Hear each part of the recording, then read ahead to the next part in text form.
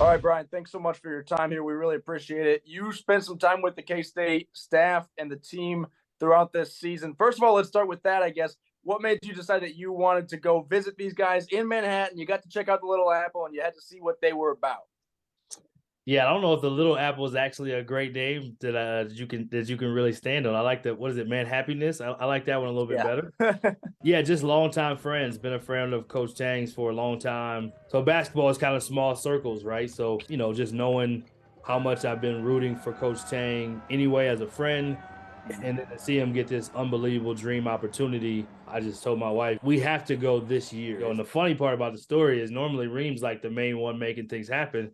And I call and I text Reem, he's like, Burton, man, the tickets are sold out. Like, I don't know if we're going to be able to make it work. I'm like, Reem, it's not the answer I wanted. I'm going to have to talk to Coach Tang. I got a chance to come to the game, and it was even more than I expected. I mean, I knew Coach was going to look out and take after me or take care of me or whatever. I had no doubts. But, I mean, I was literally sitting almost on the bench myself. I had as good of a seat you can have.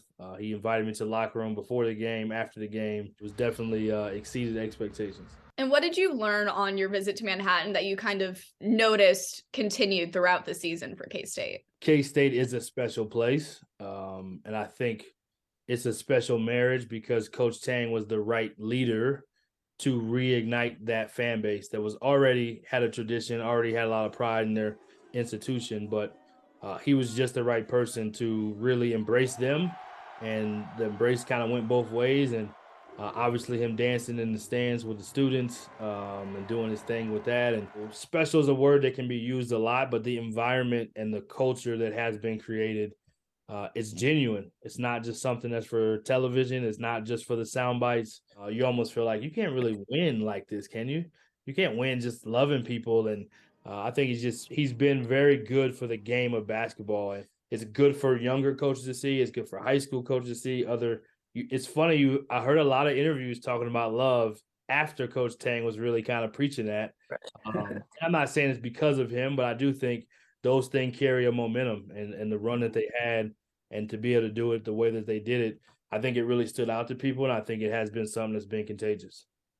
Brian, I'm curious for you. We hear Coach talk about his faith a lot, and I think to a lot of people, one thing that you mentioned there that stood out to me, you said it's genuine. How does that translate to success in basketball? I think he would tell you it's a key part of it. It's not just looking good for the cameras, but how does his faith and his love and his joy ultimately turn into wins, if we're being honest? For me personally, I would just say first, I mean, love is the most powerful weapon we have, period. So I think he understands that because of his faith walk. He knows how powerful it is. Intentionality to speak it, and we're not just going to do it, but we're going to speak it and we're going to follow through. Coach Tang was always one of those guys as a younger assistant that you looked up to. He's walked that walk for a very long time, and I think he's just always been very genuine in that. Even how he hired, I think, says a lot about who he is too, and not just have a title, but I'm going to give you some, equity into this thing. And it's just cool to see when the guy gets his opportunity, he's actually still taking care of his people and walking the walk. And I think it just goes to show, who he really is. Mm. And thinking ahead to next season, this past year, Tang was super aggressive in the transfer portal because he only had 2 players going into this year. Do you expect him to be as aggressive in the portal this year? Yeah, I would expect Coach Tang to always have some of the best players that you can possibly have. I think an underrated part of Coach Tang and who he is not only the ability to recruit and get players to come, but his ability to evaluate. And same with the rest of his staff. If you look at even some of the guys at Baylor, the Jonathan Motleys who's in the NBA, I mean, some of those guys redshirted during their time at Baylor.